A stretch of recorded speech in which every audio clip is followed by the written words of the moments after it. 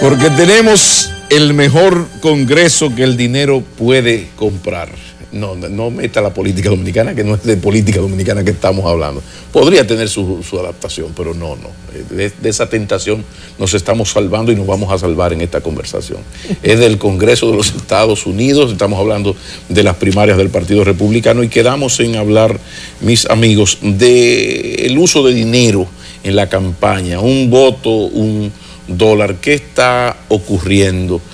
¿Cómo ustedes ven el uso del dinero que está casi definiendo de diferentes maneras las victorias o las derrotas? ¿Cuál es la situación actual y si hay alguna iniciativa para controlar un poco esta situación, esta privatización de la política, si es que se puede privatizar aún más la política? Mira, en el caso de estos precandidatos, Mitt Romney, que es un multimillonario en sí mismo y que en otras oportunidades ha fondeado su campaña con su dinero propio, esta vez ha optado por ajustarse al sistema, dinero público y también dinero de las contribuciones. Pero él evidentemente, como ya viene de atrás de la vez pasada y era el puntero, o así sigue siendo el puntero, tiene recursos y una maquinaria muy superior a los demás. En ese sentido, él lleva una ventaja, porque ya salimos de Iowa, que Guido hablaba sobre Iowa, que tiene un sistema muy peculiar de los caucuses, que es que la gente se reúne en pequeños grupos. New Hampshire, que es símbolo, pero que es un estado pequeño. Pero ya tú te mueves a un estado un poquito mediano, que es Carolina del Sur. Y ya te da un estado, vamos a decir, de los principales en términos de tamaño de Estados Unidos, que es la Florida. Entonces ya cuando tú comienzas a entrar en esos escenarios, tú necesitas mucho dinero y una maquinaria que movilice y que haga ver tu nombre, sonar tu nombre. En ese sentido, yo pienso que Romney todavía lleva la de ganar. Aunque Newt Gingrich, yo supongo que al ganar en Carolina del Sur, le habrá entrado mucho dinero en los últimos días para entonces enfocarse hacia la Florida. ¿Cuál es la estrategia en una dinámica tan compleja como esta? Es sacar cada día adelante. O en otras palabras, vamos a salir de Iowa primero, vamos a New Hampshire, y luego vamos a ver cómo salimos de Carolina del Sur. En el caso de Romney, no. Romney tiene una estrategia nacional, con una presencia nacional, con una maquinaria nacional. Pero a veces esas maquinarias son destruidas por la propia dinámica. Recordemos, por ejemplo, Hillary Clinton versus Barack Obama. Hillary tenía una maquinaria nacional que heredó a su marido, que heredó del establishment demócrata. Y sin embargo, Barack Obama empezó una dinámica de pequeñas contribuciones por el Internet. Comenzó a ganar aquí, comenzó a ganar allí.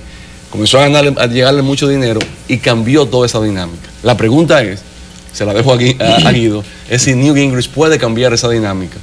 El reto que significa construir una maquinaria y tener los suficientes recursos para poderle ganarle a Mitt Romney en la Florida y de ahí comenzar a volar y salir. Por eso yo decía que Iowa era importante, porque en la medida de cómo salieran en ese proceso, se iban a generar capacidades para recaudar fondos. Bueno, Romney no solo tiene más posibilidades, sino que tiene un patrimonio con mayores posibilidades que los otros. A decir que tiene una experiencia anterior, él fue precandidato en el proceso anterior, lo que implica que él tiene una red mucho más amplia en todo el territorio norteamericano. Sin embargo, yo quiero decir lo siguiente. Si bien es cierto en los Estados Unidos hay un límite al gasto, Pablo introducía un tema muy seductor, que cuántos recursos tenemos para comprar el Congreso. Mira, Pablo, en los Estados Unidos se ha inventado una trampa en términos prácticos. Los procesos electorales que se llaman los PAC, nosotros hacemos el comentario ahorita, que se llama Political Action Committee, que es una forma de que tú no gastes tu dinero directamente, sin embargo, procura un tercero para el ataque. El que ha visto la campaña se dará cuenta de que Romney invierte mucho tiempo dándole muy fuerte a Gingrich. Y sobre esa base, el factor de dinero no creo que será el determinante para que los republicanos voten. Sin embargo, eso genera muchos miedos. Porque uno de los elementos que ha contribuido a que mucha gente piense sobre los riesgos de un Gingrich es la capacidad que han colocado en muchos anuncios para hablar del pasado de Gingrich, de sus dificultades en términos privados, y eso va a ser un factor determinante a la hora de la gente indecisa ir a votar en favor de un candidato. ¿Qué demostró, eso es importante, Obama en las elecciones pasadas? Que no solo la fuerza del dinero garantiza éxito electoral, que hay otros elementos. Flavio Darío decía, bueno, es cierto que Hillary tenía una estructura a nivel nacional de su esposo que le heredó. Eso es medianamente verdad, medianamente mentira, porque Obama tenía detrás los Kennedy, que era parte de la otra tradición demócrata, que no tenía otra cosa que no sea un buen apellido con un impacto político sin precedentes. Yo siento, viéndolo desde el punto de vista de nosotros los latinos que estamos aquí, que el tema que sugiere mayor argumentación para un debate respecto de qué puede pasar en el Partido Republicano y cómo nos impacta a nosotros, va a tener mucho que ver en Florida, que digan ellos o que han dicho ellos sobre dos temas que son esenciales. El tema de Castro, o sea, la Fundación Cubano-Americana tiene mucha influencia, no como en tiempos anteriores, sí, pero tiene mucha influencia. Lo hicieron muy mal en el debate. Y en segundo lugar, yo pienso que el otro componente de política exterior en América Latina va a ser Chávez. Cómo ellos se mueven en esos dos ejes. En el caso de Florida van a hacer más presencia con el tema, por ejemplo, de Fidel Castro. Ayer yo veía a Gingrich que le hacía una pregunta sobre qué pasaría con él siendo presidente, y lo llaman a las 3 de la mañana y le preguntan que si Castro se murió, que qué le haría. Dijo él, no, lo primero que yo garantizo es que no va a ir al cielo. Entonces, para que tú veas cómo esa carga de prejuicios contra la administración de Fidel Castro todavía persiste en el Partido Republicano. Conclusión, esta es una candidatura o una competencia que no tiene el sabor de antes, porque si otros hubiesen sido los candidatos genera mucho más pasión. Siento que desde que Reagan generó un legado al Partido Republicano, los candidatos que han sido aún exitosos no tienen la magia personal que en su momento tuvo Reagan. El otro tema que no se nos puede terminar, no podemos dejarlo y que debemos ocupar los últimos minutos de esta conversación, es el de la migración, la visión que tienen los candidatos republicanos en el tema migración a partir del interés latinoamericano y dominicano. ¿Cómo ustedes ven las posiciones de ambos en un tema tan delicado y de tanta presión interna? Sí, sí. Mira, eso es un problema para ambos partidos. Lo es para los republicanos y lo es también para Obama, por razones distintas.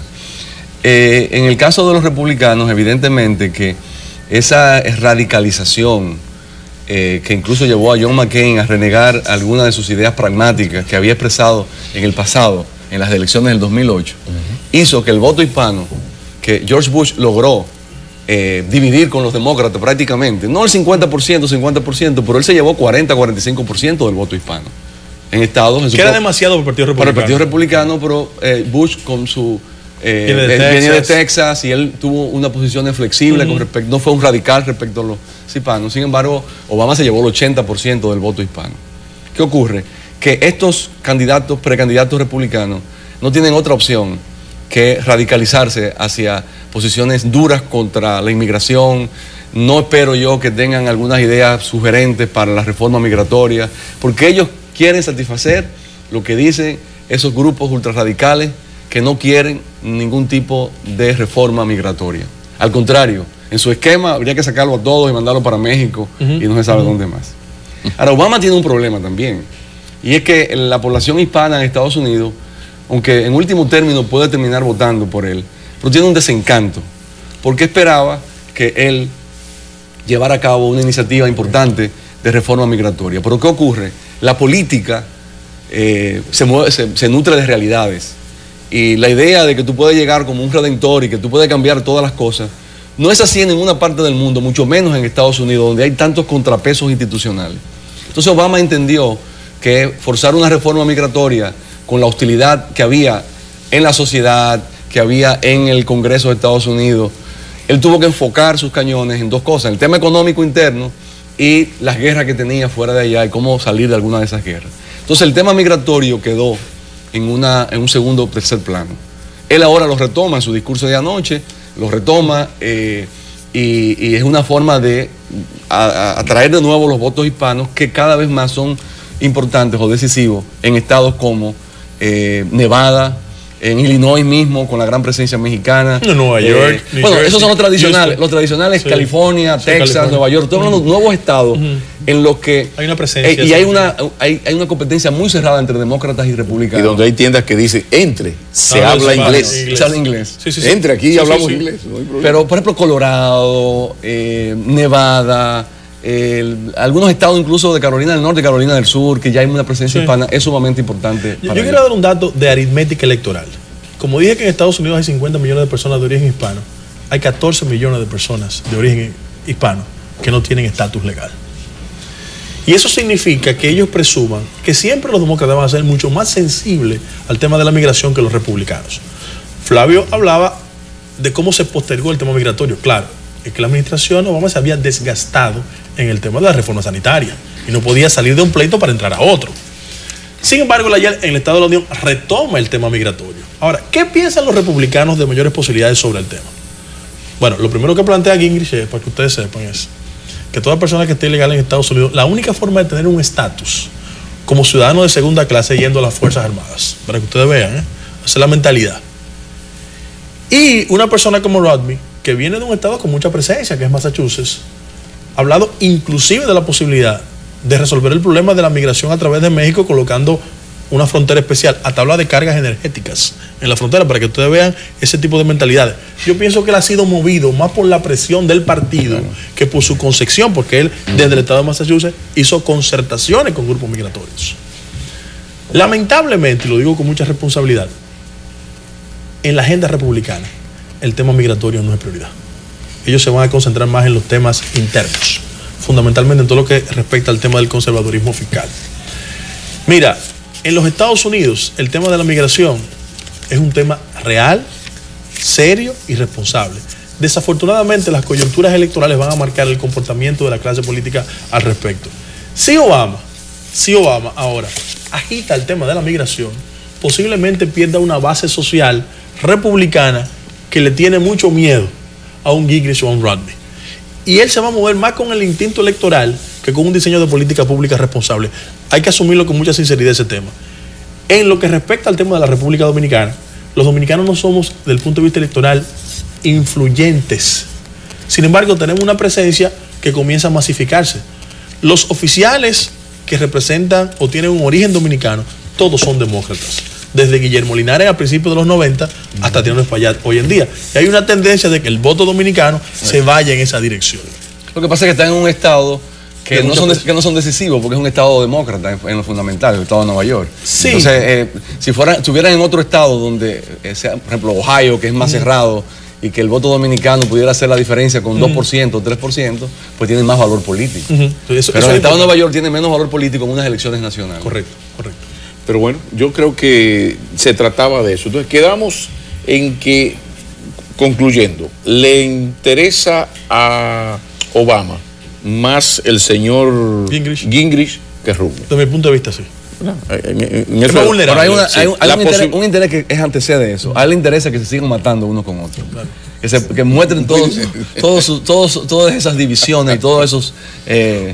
los controles en la parte económica. Que tú estás hablando del país, de Estados Unidos. Estoy hablando de Estados Unidos, de la política. Vamos a hablar otro día, lo vamos a juntar para hablar de la política exterior de Hipólito Mejía o de Danilo Medina. No, pero yo creo que hoy, después de esto, estamos más claros de por dónde van las cosas. Y de eso se trataba.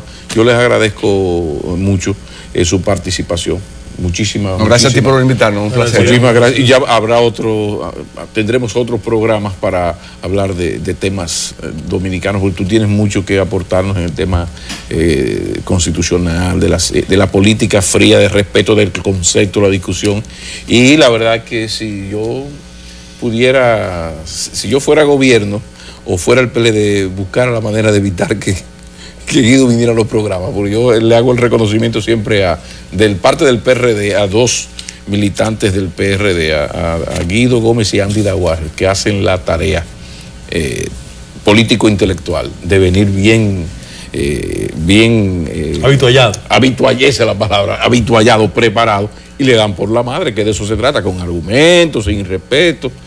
A mí me encanta la manera en que Andy Daguarre y Guido Gómez participan, o sea, y en el caso de Flavio Rodrigo Espinal es todo un lujo intelectual, porque además tú tienes la formación intelectual está, pero también la experiencia de un ex embajador dominicano en Washington. Eso son unas credenciales que me obliga a decirles a ambos que volveremos a encontrarnos aquí.